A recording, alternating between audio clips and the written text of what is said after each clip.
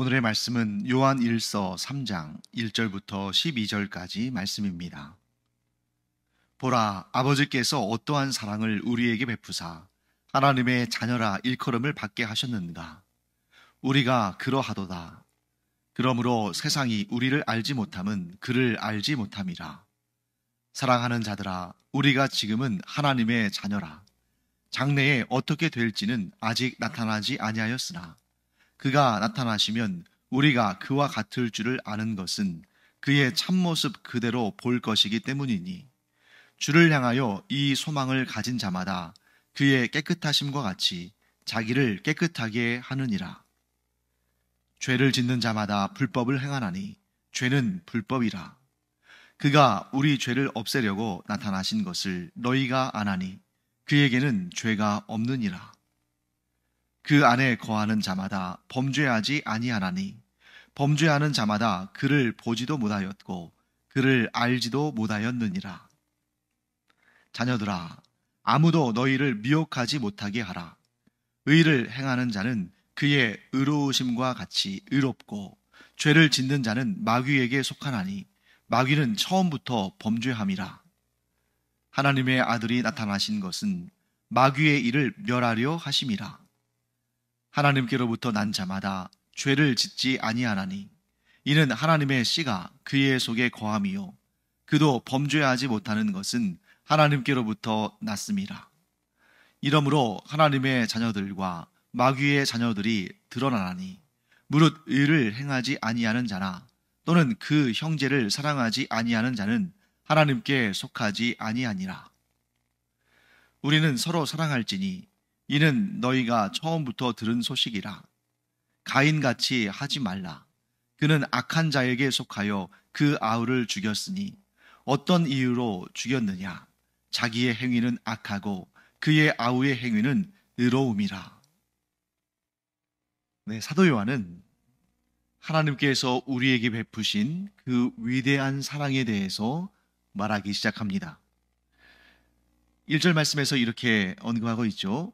보라, 아버지께서 어떠한 사랑을 우리에게 베푸사 하나님의 자녀라 일컬음을 받게 하셨는가. 이렇게 시작하죠. 하나님께서 우리에게 최고의 사랑을 베푸셨는데 그것은 바로 우리를 하나님의 자녀 삼으셨다 하는 것입니다. 보통 우리는 부모와 자식과의 관계에 대해서 그렇게 심각하게 진중하게 생각하지 않았을 거예요. 태어나고 보니 부모의 자식인 것이고 또 낳고 보니 그 자녀의 부모잖아요. 그래서 너무나 자연스럽게 이어지는 관계다 보니까 부모와 자녀 사이의 관계에 대해서 그렇게 진지하게 생각해 보지 않았을 겁니다. 그런데 요한은 이 일이 얼마나 위대하고 얼마나 대단한 일인지, 얼마나 영광스러운 일인지를 우리가 알아야 한다고 말하는 거죠. 자, 아주 간단하게 예를 들어보겠습니다. 사람의 자녀는 사람이죠. 소의 새끼는 송아지입니다. 송아지는 소죠. 이렇게 서로 같은 DNA, 같은 본질, 같은 그러한 하나의 종이라는 특수성을 공유하죠. 그런데 하나님과 사람은 본질적으로 다릅니다. 하나님은 창조주시고 사람은 피조물이며 무엇보다 하나님께는 죄가 없으신데 사람은 죄가 있어요. 죄를 가지고서는 하나님께 나아갈 수가 없는데 그래서 사람이 하나님께로 나아갈 수 있는 길은 완전히 막힌 것입니다. 왜? 죄를 가지고는 하나님께 나아갈 수 없다는 것이 하나님께서 정하신 원칙이거든요. 그렇기 때문에 죄를 가지고 있는 사람은 누구든 이 요한일서 1장에서 이미 언급했잖아요. 내가 죄가 없다 말하면 하나님을 거짓말장이로 만드는 것이다. 왜? 하나님은 우리가 죄인이라고 말씀하시는데 내가 죄가 없다고 말하면 하나님이 거짓말장이가 되는 거죠. 그러니까 죄인인 인간은 하나님께로 나갈 수가 없어요. 그런데 해결책은 오직 하나님께만 있습니다. 왜? 하나님은 주제, 곧 모든 것을 정하시고 다스리시는 분이시니까. 그래서 하나님께서 죄인인 우리를 하나님께로 이끄셔야만, 우리가 감히 하나님을 아버지라 부를 수 없는데 하나님께서 우리로 하여금 하나님을 아버지라고 부르게 하셔야만 우리가 하나님의 자녀가 될 수 있는 거예요. 그러니까 주제이신 하나님께서 허락하셔야만. 그런데 하나님은 모든 것을 하나님의 뜻대로 하실 수 있고 그렇게 정하시고 그렇게 이루시지만, 하나님의 그 품성 안에, 하나님의 그 말씀과 행위 안에, 하나님께서 정하신 그 안에 있는 것들은 서로 조화를 이루어야지 서로 모순이 되면 안 됩니다. 그래서 인간의 죄를 그냥 사하실 수는 없는 거예요. 그러니까 인간이 죄가 있는데 너희를 그냥 나의 자녀로 삼겠다. 너희에게 죄가 있지만, 그래서 죄가 있는 자는 나에게 올 수 없지만 내가 그냥 너희를 나의 자녀 삼겠다. 이렇게 못 하신다는 거예요. 왜? 그러면 무엇에 충돌이 일어납니까? 하나님의 인자와 긍휼과 사랑과 자비에는 문제가 없을지 모르지만 하나님의 공의에 부딪히는 거죠. 죄인은 반드시 그 죄값을 묻는 것이 하나님의 공인데, 즉 하나님의 공이라는 것이 어려운 거 아닙니다. 죄를 범한 자에게는 벌을, 의를 행한 자에게는 상을, 이게 하나님께서 정하신 인과응보의 법칙이죠. 그런데 이것을 어기면 하나님의 의가 훼손이 되는 것인데, 인간에게 죄가 있는데 그냥 그 죄가 있는 상태로 하나님께서 자녀를 삼으셨다는 것은, 그것은 하나님의 의에 충돌이 일어나고 모순된 일인 거죠. 그래서 하나님께서 그 일을 해결하시기 위해서 우리의 죄값을 대신 갚으심으로 우리가 모든 죄값을 갚음으로 의를 이뤘다고 여기시는 그런 방법, 곧 예수 그리스도를 우리에게 보내셔서 우리의 죄값을 다 갚게 하심으로, 그래서 우리가 죄값을 갚은, 죄가 있었지만 죄값을 갚고 그래서 죄 없는 상태, 그 신분이 되었다고 하나님께서 선포하심으로 하나님의 자녀로 삼으셨다는 거죠. 그러니 이게 얼마나 놀라운 일입니까? 우리가 뭐라도 하나 도운 일이 있다든지, 우리가 뭐라도 하나 그렇게 하나님께서 행하시는 일에 보탬이 된 일이 있다면 우리가 나름대로 우리의 의를 주장할 수 있고 우리의 지분을 주장할 수 있겠습니다만, 그 죄 사함의 은총, 또 그 우리를 죄 없다 하시고 우리를 자녀 삼으신 그 하나님의 구원의 역사 가운데 우리가 한 일이 아무것도 없다는 거죠. 그러니 얼마나 이것이 위대한 사랑인가 하는 것을 우리가 알게 됩니다. 그리고 2절, 사랑하는 자들아, 우리가 지금은 하나님의 자녀라. 장래에 어떻게 될지는 아직 나타나지 아니하였으나 그가 나타나시면 우리가 그와 같을 줄을 아는 것은 그의 참모습 그대로 볼 것이기 때문이니. 이렇게 되어 있습니다. 하나님의 자녀들이 장래에 어떻게 될 것인가는 아직 나타나지 않았다라고 말씀하십니다. 이게 뭐냐면, 지금 우리가 하나님의 그 크신 사랑과 은혜 가운데에 하나님의 자녀가 되었지만, 지금 우리의 신분은 이 땅을 살고 있는 하나님의 자녀인 것이죠. 그런데 장래에 어떤 일이 일어날지, 그 장래는 어떤 시점을 의미할까요? 예수 그리스도의 재림의 날, 즉 이 세상의 모든 역사가 끝이 나고 새하늘과 새 땅이 이루어지는 그 예수 그리스도의 재림의 날, 최후의 심판의 날이자 믿는 자에게 그 구원의 완성이 이루어지는 그날에 우리가 어떻게 될지는 아직 나타나지 않았다. 즉 예수 그리스도의 재림의 날이 아직 이르지 않았기 때문에 그날에 어떻게 될지는 아직 이루어지지 않았다. 그러나 우리가 알 수 있는 것이 있다는 거죠.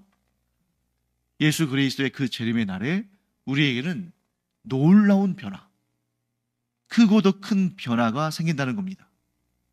그게 뭐냐? 2절 중반부에 이렇게 말씀하시죠. 우리가 주와 같이 된다. 우리가 주와 같이 된다는 거예요. 그런데 여기에서 우리가 오해해서는 안 되는 그런 아주 중요한 내용이 있습니다. 우리가 주와 같이 된다고 했을 때 우리가 그와 같이 된다. 즉 예수 그리스도와 같이 된다 라고 했을 때 그것이 신분의 동등함을 의미하는 것이 아니다 하는 거예요.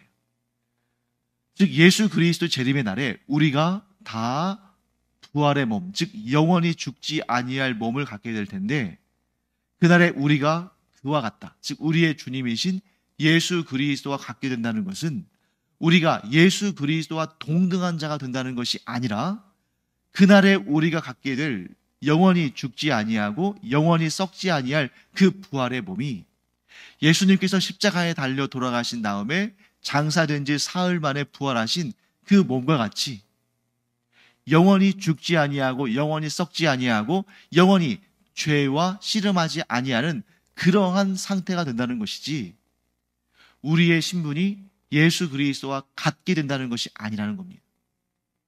그래서 이 본문을 읽으실 때, 2절을 읽으실 때 좀 여러분들 가운데 이게 무슨 말이지? 정말 그렇게 되나? 하고 좀 의아한 그런 분도 계실 거예요. 그가 나타나시면 곧 예수 그리스도께서 재림주로 강림하시면 우리가 그와 같을 줄을 아노니 했을 때 이 우리가 그와 같게 된다는 것은 부활의 몸, 곧 영원히 죽지 아니할 몸을 갖게 된다는 것이지 예수 그리스도와 동등하게 된다는 것은 아니다. 즉 우리가 이 땅에서뿐만 아니라 천국에서도 지금의 이 육신의 장막에 있을 때뿐만 아니라 영원히 죽지 아니할 부활의 몸을 입었을 때에도 여전히 예수님은 우리의 주님이시고 우리는 예수님의 종입니다. 여전히 하나님은 하나님이시고 우리는 피조물입니다. 이 신분에는 변화가 없어요. 그런데 이 신분의 변화를 꿈꾸는 자가 있죠. 사탄입니다. 사탄의 졸개들인 마귀들입니다. 천사들이었던 그들이 하나님과 같이 되기를 원했을 때, 그들이 하나님과 동등한 위치에 오르기를 원했을 때 그들이 타락한 거죠. 그리고 하나님의 심판을 받고 그들이 영원한 멸망에 던져지는 거죠. 그러므로 우리는 사탄의 유혹에 넘어가서는 안 됩니다. 아담과 하와는 사탄의 유혹에 넘어가서 선악과를 먹으면 그 눈이 밝아져서 하나님과 같이 될 줄로 알고 그렇게 미혹돼서 실패했지만 예수 그리스도 안에서 새로운 피조물이 된 우리는 다시는 그 사탄의 미혹에 그 시험에 넘어가서는 안 된다. 우리 분명히 깨닫기 바랍니다.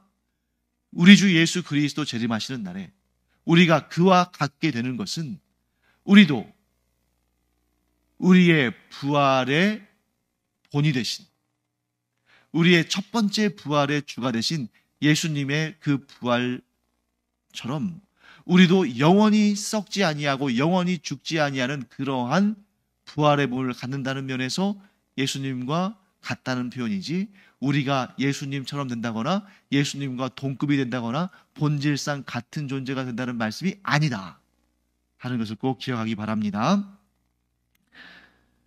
그리고 우리가 그날 곧 부활의 날 예수님이 재림하셔서 그때까지 살아있는 자들은 호련히 부활의 몸으로 변화되고 그 이전에 죽은 자들은 그 영혼이 죽은 시체가 이제 부활의 몸으로 변화되겠죠. 그렇게 해서 부활의 상태가 되었을 때 어떤 변화가 있냐면 우리의 몸이 영원히 죽지 아니하고 영원히 썩지 아니할 부활의 몸을 갖게 됨 뿐만 아니라 우리의 눈도 밝아져서 예수 그리스도를 또 삼위일체 하나님을 온전히 바라보게 된다. 정확히 알게 된다 하는 말씀을 하는 것입니다.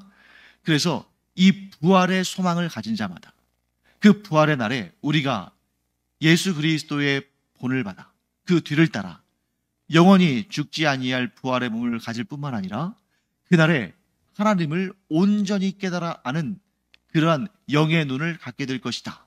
이 소망을 갖게 되는 자마다 하나님 앞에 분명히 우리가 서게 될 것을 알기 때문에 그 앞에 서는 날을 이 땅에서 준비하며 살아간다는 거죠. 이런 겁니다. 그냥 막 죄 짓고 내 마음대로 살고 육체의 정욕을 따라 살고 이 세상의 정욕, 그 타락, 그 여러 가지 추악한 것들을 다 누리며 살다가 그날에 나 예수 믿었습니다. 나 구원받겠습니다. 얼마나 부끄러운 모습입니까? 그런데 주님의 재림의 날, 우리의 부활의 날, 하나님 앞에 서는 날을, 그날이 반드시 올 것을 아는 자는 그날에 하나님 앞에서 부끄러움이 없는 모습으로 서기 위해서 이 땅에서부터, 이 땅을 살아가면서부터 준비한다. 뭘 준비하겠어요? 뭐 돈을 많이 벌겠습니까? 아니면 뭐 공로와 업적들을 많이 세우겠습니까? 뭐 그런 것도 중요하겠습니다만 그것보다는, 그것이 아니라 죄를 멀리하는 삶을 삶으로 주님 앞에 섰을 때에 부끄럽지 않은 그런 자가 되기 위해서 이 땅에서의 삶을 잘 살아간다 하는 것을 말씀하는 것입니다. 오늘 본문 가운데 가장 어려운 내용을 우리가 살펴보고 좀 생각해보는 시간을 갖도록 하겠습니다. 4절부터 6절까지 말씀입니다. 죄를 짓는 자마다 불법을 행하나니 죄는 불법이라. 그가 우리 죄를 없애려고 나타나신 것을 너희가 아나니 그에게는 죄가 없느니라. 그 안에 거하는 자마다 범죄하지 아니하나니 범죄하는 자마다 그를 보지도 못하였고 그를 알지도 못하였느니라. 이 말씀은 굉장히 우리에게 어려운 주제를 던져줍니다. 뭐냐면 가장 우리를 곤혹스럽게 하는 질문. 죄를 짓는데 그리스도인이라고 말할 수 있는가? 죄를 지으며 살고 있는데 그를 그리스도인이라고 말할 수 있는가? 지금 이 본문을 보면 이렇게 말씀하지 않습니까? 죄를 짓는 자마다 불법을 행하나니. 죄는 불법이다. 그가 우리 죄를 없애려고 나타나신 것, 즉 예수 그리스도께서 우리의 죄를 없애려고 나타나셨고 그는 죄가 없으신데, 그래서 그리스도 안에 거하는 자마다 범죄하지 않는다. 범죄하는 자마다 예수 그리스도를 보지도 못하였고 그를 알지도 못한다. 이런 말씀을 들으면 우리가 굉장히 낙심이 될 수 있어요. 왜? 나는 예수 그리스도를 구주로 영접했다고 고백하는데 또 한편으로는 나도 모르는 사이 혹은 심지어 알면서도 죄를 짓는 경우들을 우리의 삶에서 우리가 직접 목격하기 때문이죠. 그래서 그러면 나는 실격이지 않는가? 죄는 불법이고 그리스도 안에 거하는 자는 죄를 짓지 않는다고 하셨는데 나는 예수 그리스도 안에 거하는 줄로 생각하고 믿었는데 내가 살아가면서 이런저런 죄를 짓는 것을 보니 나는 그리스도인이 아닌가 보다. 이렇게 생각할 수 있다는 거예요. 그런데 요한은 또 이렇게 얘기했습니다. 이미 우리가 앞에서 살펴본 내용인데 요한일서 1장 9절과 10절 말씀입니다. 제가 다시 한번 읽어보겠습니다. 만일 우리가 우리 죄를 자백하면 그는 미쁘시고 의로우사 우리 죄를 사하시며 우리를 모든 불의에서 깨끗하게 하실 것이요 만일 우리가 범죄하지 아니하였다 하면 하나님을 거짓말하는 이로 만드는 것이니 또한 그의 말씀이 우리 속에 있지 아니하니라. 지금 이 요한이 우리라고 지칭하는 이 한 무리의 사람들은 그리스도인들입니까? 그리스도인들이 아닙니까? 그리스도인들이죠. 그런데 그 그리스도인들에게 지금 요한이 뭐라고 말하는 것입니까? 우리가 죄가 없다고 말하면 우리가 하나님을 거짓말장이라고 만드는 것이다. 왜냐하면 하나님께서 우리를 보실 때 우리 안에 죄가 있기 때문에 하나님께서 우리에게 너에게 죄가 있다 하고 말씀하시는데 내가 죄가 없습니다 라고 말한다면 둘 중에 하나가 거짓말장인 거죠. 내가 거짓말하고 있거나 하나님께서 거짓말을 하시거나. 그러니 지금 사도 요한은 엄연한 현실을 이야기하고 있습니다. 예수 그리스도를 구주로 영접했지만 죄를 짓고 살아간다. 자, 그런데 오늘 본문에서 이 2장 6절에 와서 그 안에 거하는 자마다, 즉 예수 그리스도 안에 거하는 자마다 범죄하지 아니하나니 범죄하는 자마다 그를 보지도 못하였고 그를 알지도 못하였느니라. 바로 여기에서 그리스도인의 삶의 현실과 추구해야 할 이상 사이의 괴리가 등장합니다. 그리스도인의 삶의 현실은 뭐예요? 죄를 짓고 있어요. 그리고 그리스도인들의 그 이상, 추구해야 할 이상은 뭡니까? 죄를 짓지 않는 존재예요. 그러면 이 둘 사이의 괴리를 우리가 어떻게 이해할 수 있는가? 여러분, 사도 요한의 고충을 한번 생각해 보세요. 사도 요한은 사도입니다. 사도는 원칙을 설명해 줘야 되죠. 지금 현재 잘 이루어지고 있지 않다 할지라도 원칙을 설명해야 됩니다. 학교 선생님들도 마찬가지죠. 아이들이 잘 따라오지 못해도 원칙을 분명히 알려줘야 됩니다. 그러니까 지금 사도 바울이 왜 1장에서는 우리는 다 죄인이다라고 말했다가 2장에 와서는 그리스도 안에 있으면 죄를 범하지 않는다 이렇게 말하냐면 원칙을 설명하는 거예요. 자, 그리스도 안에 있다는 것은 죄를 범하지 않고 거룩하고 정결한 삶을 사는 것을 의미한다. 그런데 현실은 그렇지 않잖아요. 왜 이런 문제가 생깁니까? 과정이기 때문에 그래요. 과정. 과정이라는 것은 뭡니까? 단절과 달라요. 단절과 과정. 단절은 뭡니까? 어제까지는 죄 가운데 있던 자가 오늘 예수 그리스도를 구주로 영접하면 딱 단절되는 거예요. 어제의 삶은 완전히 단절되어 버리고 오늘부터는 죄를 짓지 않는 완전히 새로운 인생 되는 겁니다. 그런데 과정은 뭐예요? 어제 죄인 가운데 있던 자가 오늘 예수 그리스도를 믿었다고 해서 죄가 완전히 끊어지는 것이 아니라 점점 그 죄를 멀리하고 죄의 유혹을 뿌리치면서 점점 거룩하고 정결한 그리스도인으로서 성장하고 성숙하는 거죠. 물론 우리의 삶 가운데 단절이 있긴 있습니다. 그런데 그 단절이 언제 있냐면 우리가 이 세상을 사는 동안이 아니라 우리가 이 세상을 떠나서 하나님 앞에 서는 날, 곧 천국에 가는 날 단절이 이루어져요. 천국에 가기 전까지는 점차 이 과정, 성화의 과정을 살아갑니다. 죄가 완전히 없어지지 않아요. 하지만 분명히 이전보다는 죄에 대해서 더 확고하게 거부하고 단호하게 노하고, 그렇지만 또 어떤 경우에 좀 죄에 걸려 넘어지기도 하죠. 그러니까 죄가 없지 않아요. 그런데 어느 순간에 단절을 경험합니까? 우리가 이 세상을 떠나서 하나님 품에 안기는 곧 천국에 이르는 그날에는 더 이상은 죄가 없는, 더 이상 죄를 범하지 않는 그런 완전한 상태가 되는 거죠. 그래서 이 땅에서의 우리 그리스도인의 삶을 뭐라고 부르냐면 성화, 거룩해져 가는 과정의 삶이다. 그리고 우리가 천국에 이르는 그날을 뭐라고 하냐면 영화, 영광스러운, 영화로운 인생이 시작되는 그 순간인 거죠. 우리가 천국에 들어간 그때 더 이상 죄가 없는, 더 이상 유혹도 없는.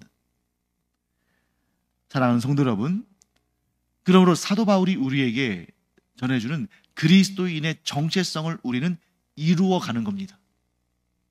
예수 그리스도를 구주로 영접했다고 해서 이것이 완성되는 것이 아니라 우리가 이루어간다는 거죠.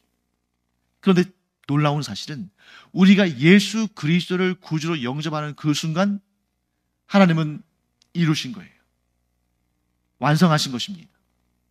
우리를 하나님의 자녀 삼으신 거예요. 하나님의 일은 완성이 됐습니다. 그런데 우리는 과정을 거쳐 나가는 거죠. 점점 더 죄를 미워하고 점점 더 죄를 멀리하고 점점 더 거룩하여져 가고 점점 더 하나님께 가까이 나아가는 그런 삶을 살게 된다는 것입니다. 그래서 지금 사도 요한은 우리에게 우리가 목표로 해야 할 그 지향점을 설명하고 있는 거죠. 그리스도 안에 있다는 것은 죄와 벗삼지 않는 것이다. 그리스도 안에 있다는 것은 죄를 짓지 않는 것이다. 지금은 너희가 완성되지는 못했지만 너희는 그 과정 가운데서 점점 더 성화되어야 간다. 이렇게 우리가 이해해야 할 것입니다. 그리고 또 한 가지가 나와요. 그렇게 그리스도 안에 있다는 것은 또 뭘 의미하냐면 점점 더 사랑하는데 본질적으로 사랑에 대한 의미를 제대로 알고 사랑하는 것입니다. 11절, 12절 말씀입니다. 우리는 서로 사랑할지니 이는 너희가 처음부터 들은 소식이라. 가인같이 하지 말라. 그는 악한 자에게 속하여 그 아우를 죽였으니 어떤 이유로 죽였느냐? 자기의 행위는 악하고 그의 아우의 행위는 의로움이라. 죄를 멀리하고 하나님을 가까이 하는 삶을 살아가며 예수 그리스도 안에 거하면서 죄를 이겨내는 그런 그리스도인들은 이 사랑의 의미를 제대로 알게 되는 거죠. 왜? 예수 그리스도의 사랑을, 거저주시는 사랑을, 그 온전한 사랑을 얻었으니까. 그래서 예수 그리스도를 온전히 믿는다 하는 자는 무엇을 통해서 알 수 있습니까? 두 가지 지표가 있는 거죠. 하나는 죄를 점점 더 멀리하고 의를 더욱 가까이 하는 삶. 그리고 두 번째는 점점 더 사랑을 베푸는 삶. 서로 사랑하며 내게 주어지는 유익이 없다 할지라도 예수님께로부터 배운 그런 희생적이고 헌신적인 사랑을 베푸는 삶으로 점점 성장한다는 것입니다. 자, 이제 말씀을 마무리하겠습니다. 우리가 예수 그리스도 안에서 새로운 피조물이 되었을 때에 예수 그리스도를 믿는 그 순간 단절되어서 죄를 짓던 인생에서 죄를 하나도 짓지 않는 그런 인생으로 변화되는 것은 아니다. 그러면 무엇인가? 우리는 과정을 거쳐나간다. 그 과정 끝에 완전히 단절되는 순간이 있는데 그 순간은 이 세상을 떠나서 천국에 갈 때다. 그래서 이 세상에서는 아무리 거룩하고 경건한 삶을 살려고 애를 써도 죄를 범하며 살지만 이 세상을 떠나서 천국에 이르는 그 순간에는 우리는 어떠한 죄도 짓지 않는 그런 상태가 된다는 것이죠. 그래서 우리가 예수 그리스도를 믿고 그 안에 거한다는 가장 중요한 지표, 첫 번째 특징은 죄를 멀리하고 점점 더 거룩해져 간다. 그리고 두 번째 특징은 뭡니까? 점점 사랑하며 섬기며 헌신하는 그런 모습으로 나타난다. 이렇게 정리할 수가 있겠습니다. 기도하겠습니다. 하나님 감사합니다. 저희가 예수 그리스도의 그 희생의 사랑, 그 십자가의 사랑으로 저희들이 구원을 얻었습니다. 그러므로 주님의 그 뜻을 붙들고 저희가 죄를 멀리하며 또한 저희도 예수님을 본받아 사랑하며 섬기며 살아가는 그리스도의 제자들이 되게 하여 주시옵소서. 감사드리며 예수님의 이름으로 축복하며 기도합니다. 아멘. 우리가 죄를 짓기도 하지만 분명히 성령님의 도우심으로 이전보다 죄를 멀리하는 삶을 살고 있을 줄 믿습니다. 잘하고 있으니까요. 더욱 힘내기 바랍니다. 그래서 이 성화의 과정, 성령의 인도하심을 따라 점점 더 죄를 멀리하고 하나님을 점점 더 가까이 하고 미워하는 마음이 점점 더 사랑의 마음으로 바뀌어져가는 이 놀라운 변화가 우리 가운데 있기를 축원합니다. 기도하겠습니다.